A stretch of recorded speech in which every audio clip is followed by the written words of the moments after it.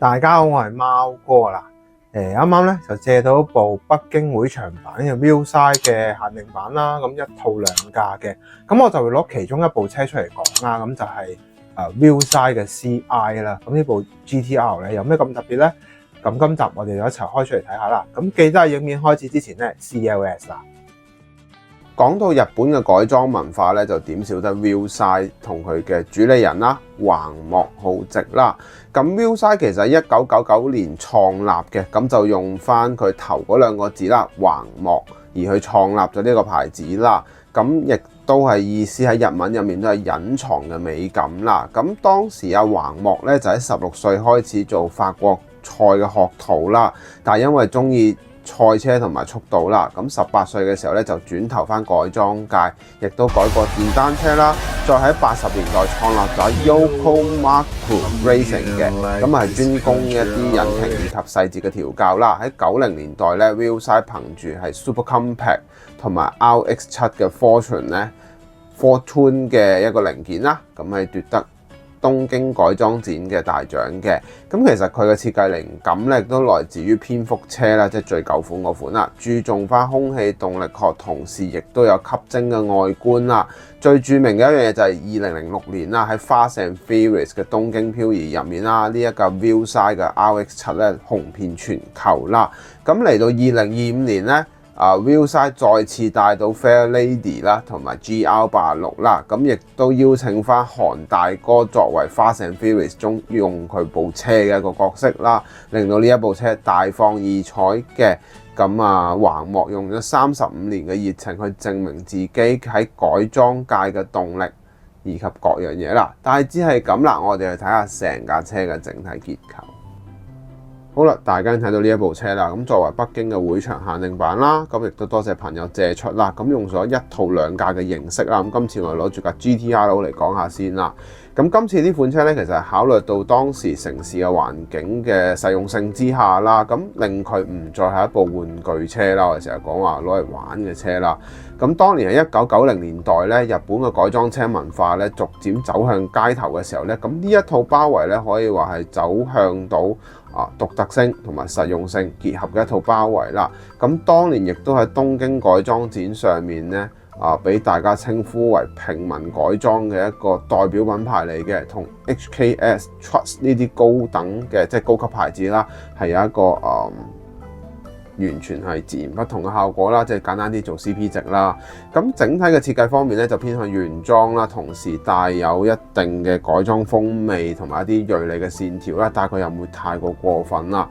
咁今次顏色上面咧 Mini GT 咧可以話真係顧及呢個會場啦，咁用上一個全白金電鍍效果啦，非常之靚㗎。我幾中意佢今次呢一隻電鍍啦，係類似白金效果、白金顏色嘅效果啦。咁今年咧其實咧越嚟越多車廠咧去為咗喺會場限定方面咧大量地使用電鍍質感，唔知大家咧會唔會有審美疲勞呢？但係都係講嗰句，電鍍都有好多唔同嘅，咁正所謂真係矜貴啲啦。咁大致係咁啦，咁我哋由頭講到落尾，我哋先從車頭嘅部分講起。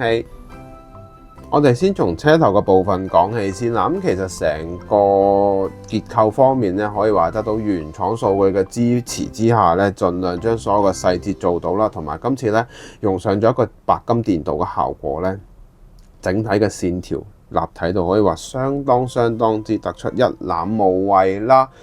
整體嘅效果咧，可以話有一種用日本刀削出嚟嘅一種美學啦，典雅而帶有實際嘅冷卻能力啦。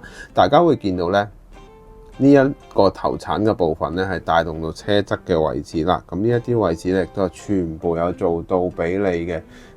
令到佢呢一個頭泵把咧有一種戰鬥感，但係又有一種剛柔並重嘅效果啦。咁我簡單啲，呢一種似咩咧？原裝 Plus 嘅效果啦。唔知大家覺得點啦？同埋呢一部車咧本身原生嘅呢一個效果係一部 HRC 嘅 R32啦，使用咗 RB20 嘅機器啦，所以喺散熱方面咧係分外重要啦。今次喺水箱以及進氣嘅部分咧，大家可以透過電鍍色就睇得非常之清楚。除咗水箱嘅部分啦，兩邊嘅進氣窿嘅部分咧，依然有俾到你之餘咧，仲有呢一個細窿咧，係帶動到剎車儀剎車嘅位置進行散熱啦。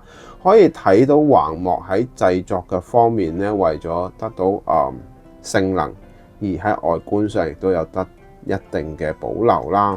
咁另外一樣嘢啦，就係呢一個我哋叫做車鈴嘅結構啦。咁呢個質感咧，呢個電鍍質感可以話相當豐富。我最中意反而係佢個邊緣嘅車鈴嘅每一點嘅位置，我估你唔到啊，全部做到，同埋佢呢一個電鍍嘅質感咧，做得相當薄啊。